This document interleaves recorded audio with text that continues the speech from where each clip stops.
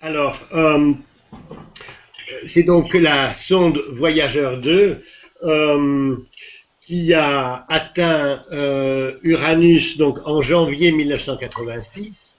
La chose remarquable, c'est que le survol par la sonde de la planète se fait très rapidement. En fait, c'est une question de quelques heures seulement. La chose curieuse, c'est que 4 jours après ce survol, donc intervenu le 24 janvier, eh bien, une fusée qui avait à son bord 7 astronautes, en fait c'était une navette Challenger, donc a explosé. Alors, bon, bien sûr c'est une coïncidence, mais la chose que nous remarquons, c'est que Uranus intervient dans directement la conquête spatiale, l'astronautique, et donc un événement en résonance avec Uranus est intervenu vraiment 4 jours plus tard. Bon, appelons ça une coïncidence. La chose remarquable, en réalité, c'est que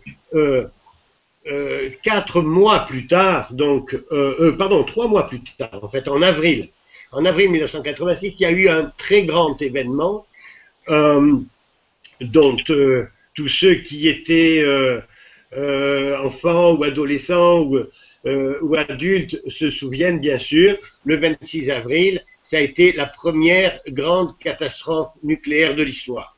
C'est ce qu'on a appelé la catastrophe de Tchernobyl. Et quand on monte le thème de cette catastrophe, on est absolument frappé par le fait que Uranus se trouve exactement à l'ascendant.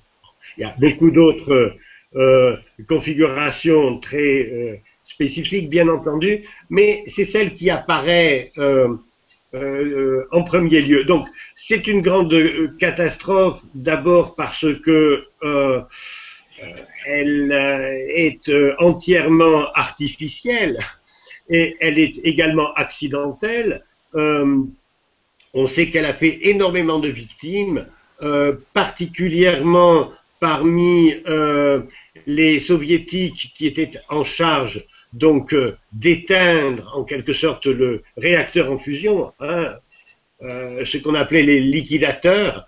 On estime à peu près que 10% y ont laissé la vie, et de toute manière on sait que ce nuage ne s'est pas arrêté aux frontières de l'Union soviétique, ni même à celle de la France, comme le ministre de l'Intérieur de l'époque nous l'avait dit.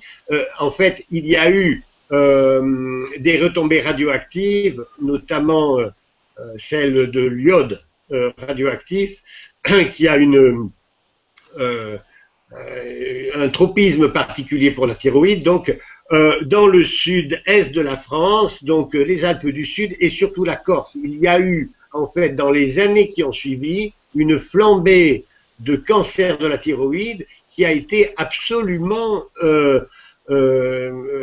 qui a été absolument passé sous silence par les autorités sanitaires. C'est en soi déjà un scandale. Mais donc il y a cette catastrophe, disons que il n'y en a qu'un équivalent, c'est celle de Fukushima en 2011, mais ce qui est important, c'est toujours la première fois. Voilà.